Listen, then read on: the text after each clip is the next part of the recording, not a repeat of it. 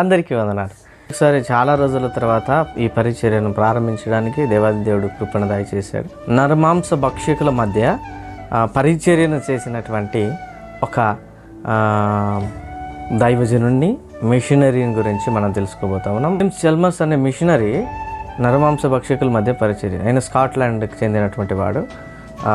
ఒక చిన్నప్పటి నుంచి చాలా ప్రమాదాలకు గురయ్యాడు. కానీ దేవుడి కృపను బట్టి అతడు కాపాడబడతా వస్తూ ఉన్నాడు. ఒక సందర్భంలో అతడు యవన బిడ్డలతో కలిసి ఒక ప్రాంతంలో జరుగుతున్నటువంటి సువార్త కూడికను,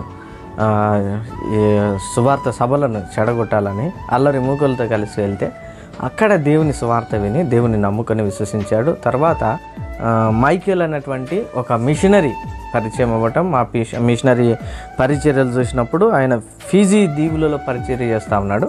ఈ ఫీజీ దీవుల్లో పరిచర్య చేసిన మిషనరీ ఇతనికి పరిచయమై అతన్ని ఇన్స్పిరేషన్గా తీసుకొని దేవుని సువార్త నిమిత్తము ఆయన పరిచర్య చేయడానికి సిద్ధపడి లండన్ మిషనరీ సొసైటీ ద్వారా ఆయన కుక్ ఐలాండ్స్లో పరిచర్య చేయడానికి వెళ్ళాడు. కుక్ ఐలాండ్స్లో పరిచర్య చేయడానికి వెళ్ళినప్పుడు ఆయన వెళ్తూ ఉన్నప్పుడు సుదీర్ఘమైన ప్రయాణం. మరి ఐలాండ్స్ అంటే ఆయా ప్రాంతాల్లో దీవులు నీళ్లు చుట్టూ ఉండి మధ్యలో ఉండినటువంటి ప్రాంతం. సో ఆ ప్రాంతానికి వెళ్ళడానికి సముద్ర మార్గంలో వెళ్తూ ఉన్నాడు. వెళ్తూ ఉన్నటువంటి పరిస్థితులు కూడా భయంకరమైనటువంటి సముద్రపు దొంగలు పడవలో ప్రయాణం చేస్తా ఎన్నో కష్టాలు, బాధలు భార్యాభర్తలు ఇద్దరు అనుభవిస్తూ ఆ కుక్ ఐలాండ్ వరకు వెళ్ళగలిగారు. సో వెళ్తూనే అక్కడ ఉన్నటువంటి దొంగలకు సువార్త చేసి చాలామందిని దేవుని నమ్ముకునేలా చేయగలిగినటువంటి గొప్ప పరిచర్య చేసినటువంటి వారుగా జేమ్స్ దంపతులు కనపడతారు.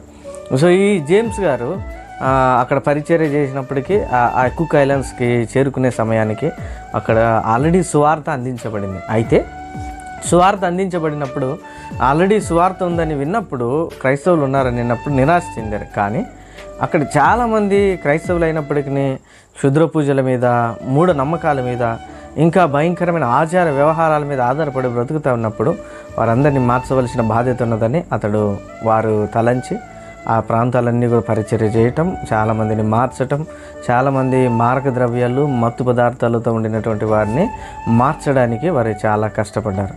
సో అయితే ఇలా పరిచర్య కొనసాగుతూ ఉన్నప్పుడు ఒకనొక సమయంలో నుగినియా అన్నటువంటి ప్రాంతంలో మరి వారికి పరిచర్య చేయడానికి అవకాశం లభించింది. నుగినియాకి వెళ్ళినప్పుడు అక్కడ వారు ఆ దీవికి, ఆ ప్రాంతానికి వెళ్ళేసరికి 2 తెగల వాళ్ళు యుద్ధం చేసుకుంటూ ఉన్నారు.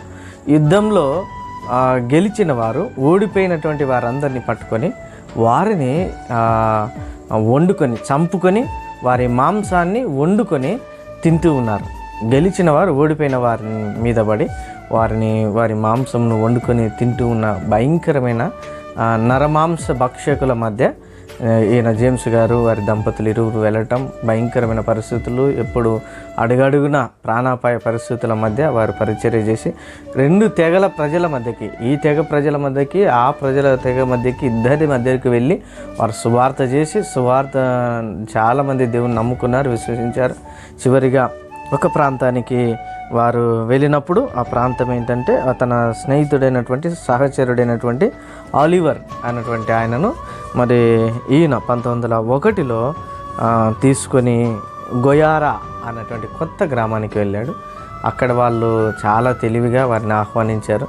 వాళ్ళు లోపలికి గ్రామంలోకి వెళ్ళిన తర్వాత వాళ్ళు వెనక నుంచి వీరి దాడి చేసి వీరి తలలు ఛేదించి వీరి కుటుంబాలకు మళ్ళీ వెనక్కి గిఫ్ట్గా పంపారు. కానీ అక్కడ ఉన్నటువంటి స్త్రీలందరూ కలిసి వారి శరీరాలను వండుకొని తిన్నట్లుగా చరిత్రలో కనబడుతుంది. ప్రియమైన వారులారా, దేవుని కొరకు వారి ప్రాణాలను సైతం లెక్క చేయకుండా దేవుని పరిచర్య కొరకు చివరి దాకా వారు పరిచర్య చేయడానికి వారి జీవితాలను అంకితం చేశారు. అలాంటి వారి జీవితాలు, అలాంటి హతసాక్షి జీవితాలు మన జీవితాలకు ఆదర్శం కావాలని జ్ఞాపకం చేసుకుంటూ, అలాంటి శ్రమపడినటువంటి ఎందరో జీవితాలు మన జీవితాలకు ఆదర్శం కావాలి. ఈ దినమున కలుగుతున్నటువంటి శ్రమలు, శోధనలు, పరిచర్యలలో క్రైస్తవ బిడ్డలుగా కొనసాగుతూ ఉన్నప్పుడు మనకెన్నో శోధనలు కలుగుతాయి. కానీ వాటన్నిటిని జయించగలిగే ఒక గొప్ప ఇన్స్పిరేషన్ క్యారెక్టర్ జేమ్స్ చల్మర్స్ గారిని మనం జ్ఞాపకం చేసుకుంటూ మీ అందరికీ పరిచయం చేస్తూ ఉన్నాను. కాబట్టి